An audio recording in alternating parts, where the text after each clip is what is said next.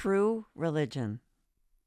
Could you explain what true religion is as compared to the wrong attitude? Where does belief in God and His help come in? The guide. You will feel that God is a help when you come to true religion after abandoning the crutch of false religion, but in a completely different sense. Now you need God's help because you are making yourself helpless. Then you will feel God's help because you will perceive the perfection of the universe and its laws, of which you are an integral, contributing part. You will feel that you are the driving force of your life. You can help yourself if you really want to, if you are ready to sacrifice something. Let us say you want happiness in a certain direction, and this is not some vague feeling, but a clearly defined goal. You will seek and find how you have prevented this happiness so far, and what you can now do to obtain it by your own endeavors.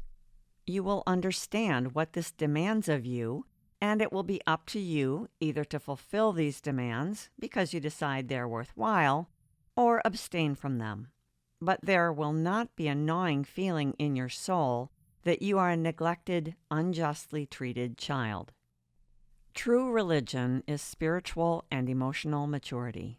God's role is not to provide you with things you do not wish to obtain for yourself, but the God consciousness will reveal to you that His world is wonderful and that you have much more power than you have yet realized, if only you set it in motion by removing your own obstacles to fulfillment. The false religious attitude arises when you ask God to help you overcome a hardship in your life, and then you sit down and wait. You do not examine sufficiently why you have this hardship. You may do so peremptorily because someone else in authority has told you to do so.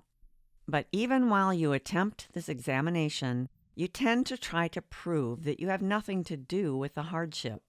It has fallen upon you undeservedly, and there is no way of getting out of it unless God intervenes with an act of grace. You do not muster the inner will and stamina to find how you can really get what you want out of your own creativity. God is in you. The divine forces are in you if you mobilize them, rather than wait for them to come in from the outside. And the mobilization of these forces can happen only if you let go of some damaging attitude, some destructiveness that, again, is up to you to find. The strength and security coming from this attitude will give you an entirely different relationship to God, as well as an entirely different God concept. Emotionally, the words may often remain the same, but the concept and the inner climate will be different. The words are often the same for both true and false religion, but the inner experience is entirely different. Both the false and the true religions say that God's grace exists. Even though you are on your own, the grace still exists. But this understanding will not come until you assume responsibility for yourself. As long as you expect God's grace to make up for your human laziness and greed, you must be disappointed, whether or not you admit this to yourself. So you become hurt and angry and rebellious, and then either turn away from God altogether, denying His very existence in the universe, or you consider yourself an isolated case of neglect, partly unworthy of His grace and help, and partly unjustly treated. So you wallow in guilt and self-pity. This makes you more dependent and helpless, and so the vicious circle continues in atoning for your rebellion against God by appeasing Him even more with fearful obedience that is entirely on the surface and caused by the sickest motivations. But how can we go about it? This God image is so embedded in us after so many decades of learning the false attitude. Wouldn't prayer change too if we disregarded this concept? wouldn't everything change? The guide.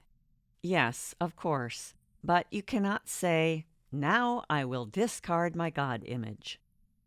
Pathwork Lecture number 52, The God Image. It is not something you can simply decide in your mind. It does not work that way. Its emotional impact would remain if you tried to change it by a mere outer decision. In order to make an inner decision, the procedure has to be the same as it always has been in this work. Find these attitudes and understand them more fully. If this is done deeply, not just superficially, you will all be surprised to find how far you have gone to forcefully perpetuate infancy. Once you analyze and understand certain emotional behavior patterns, you will realize how preposterous they are, how incompatible with your conscious belief, how contrary to your own best interests, how logically impossible. After seeing and understanding all this, the change happens organically, by itself, as it were. A certain period of self-observation is necessary in order to gain full insight and then be able to change. You must find these subtle and unobtrusive emotional reactions. They are neither obvious nor strong, nor are they completely unconscious. They are there, but they are subtle, and you are so used to them that you do not even see anything amiss. To find them and analyze them is the first step, and then see them in light of this discussion. This will help to dissolve the God image because your attitude will naturally change. You will, for instance, find what your expectations really are, how you inwardly complain. You will find what you yourself could do to make these expectations a reality, and you will understand why you have not done so. This should be the procedure. The very fact that you are aware of this God image makes you extremely fortunate. Many others are not aware of it at all. They are convinced they do not have any distortion in this respect. They do not connect certain emotional reactions with this God image, with this false religious attitude. They are filled with their conscious right beliefs, while their unconscious concepts are still too far from awareness. What religion is farthest away from the truth? The guide. One cannot make such a statement. It may be that one religious denomination has more truthful teachings, but another that has fewer may, in its overall attitude, be closer to the truth. Apart from being dangerous to draw such comparisons, the question is not important. One of the last words of Christ was, "Father, thy will be done."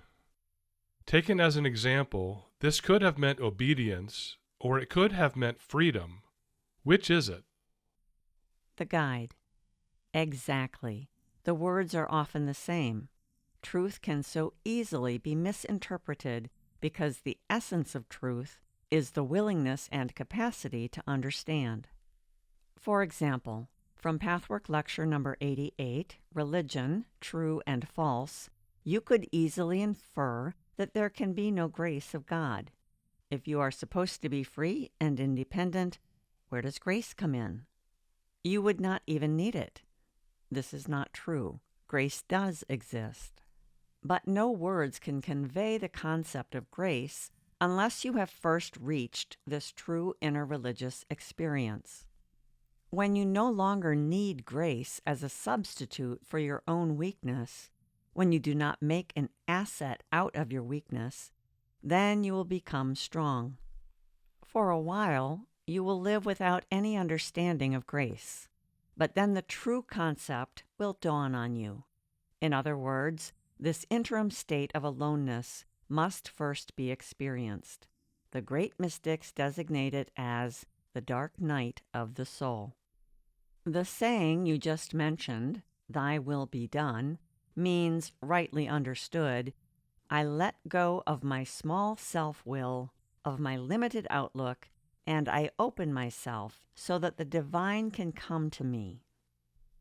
It will not come from without, but from within, as a deep knowledge and certainty, but only if you will not disassociate yourself from this realization.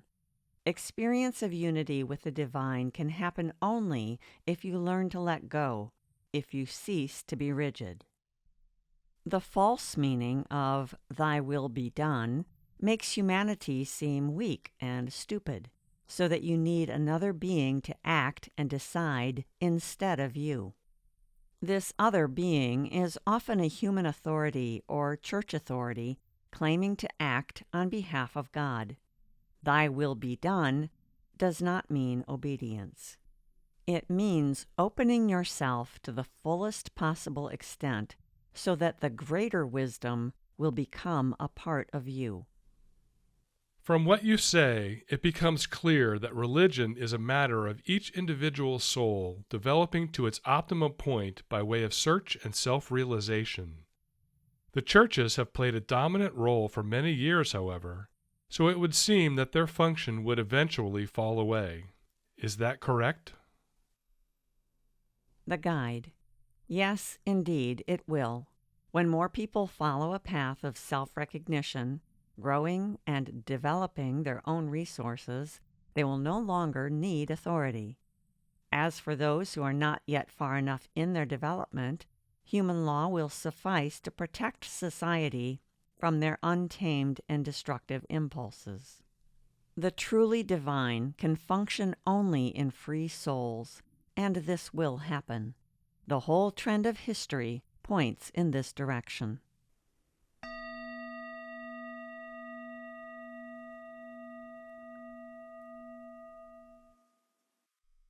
Is faith in God and love without emotional maturity possible? The guide. That is impossible if we speak about real love, the willingness to be personally involved, and not about the childish need to be loved and cherished, which is so often confused with love. For real love and real, genuine faith to exist, emotional maturity is a necessary basis. Love and faith and emotional immaturity are mutually exclusive. The ability to love is a direct outcome of emotional maturity and growth. True faith in God, in the sense of true religion as opposed to false religion, see Pathwork Lecture number 88, Religion True and False, is again a matter of emotional maturity, because true religion is self-dependent. It does not cling to a father authority out of the need to be protected. False faith and false love always have the strong emotional connotation of need. True love and true faith come out of strength, self-reliance, and self-responsibility. All these are attributes of emotional maturity. Only with strength, self-reliance, and self-responsibility are true love, involvement, and faith possible. Anyone who ever attained spiritual growth, known or unknown in history, had to have emotional maturity.